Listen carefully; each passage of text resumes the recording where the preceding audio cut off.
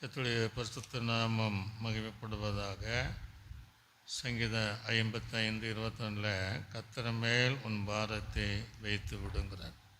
உங்களை பார்த்து தான் சொல்கிறார், நீங்களே ஏன் பாரத்தை நீங்கள் சுமந்துட்டுருக்கிறீங்க?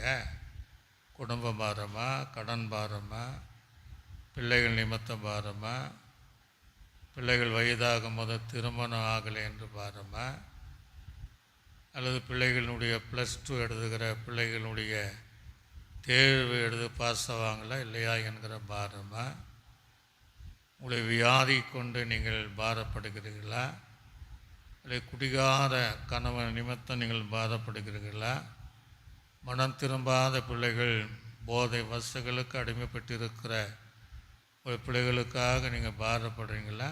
கர்த்தர் உங்களோடு பேசுகிறாரு. நீ ஏன் மேலே நீ வச்சுடு, கர்த்தர் மேலே உன் பாரத்தை நீ வைத்து விடு என்று கர்த்தர் சொல்கிறார்.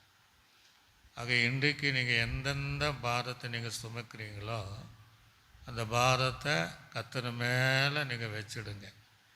யாருமே நம்ம பாரத்தை சுமக்க முன் வர மாட்டாங்க, இயேசுவை தவிர.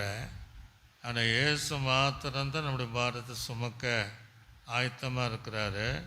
ஆக கர்த்தர் மேல் உன் பாரத்தை வைத்து விட, அவர் உன்னை ஆதரிப்பார். நீதிமானை காலை ஒரு போதும் தள்ளாட விட. வருத்தப்பட்டு பார சுமக்கர்களே, நீங்கள் எல்லாரும் என்னிடத்தில் வாருங்கள், நான் உங்களுக்கு இளைப்பாறுதலை தருவேங்கிறேன். நீங்கள் எல்லா பாரத்தை அவர் மேலே வச்சுட்டு நீங்கள் கவலைப்படாமல் நீங்கள் ஜெபம் பண்ணிகிட்டே இருங்க. கர்த்தர் நீங்கள் விரும்புகிற மகிழ்ச்சியை உங்கள் வாழ்க்கையில் தருவார். நல்ல ஆண்டவரே, இந்த வார்த்தையின்படி ஜனங்களுக்கு அவள் வைக்கிற பாரத்தை நீ எடுத்து நீ ஆதரித்து அவருடைய காலை தள்ளாடாதபடிக்கு அவர்கள் மகிழ்ச்சியான ஜீவியத்தை கட்டளிடுவீராக. இயேசுவின் நாமத்தில் நல்ல பிதாவே, ஆமென்.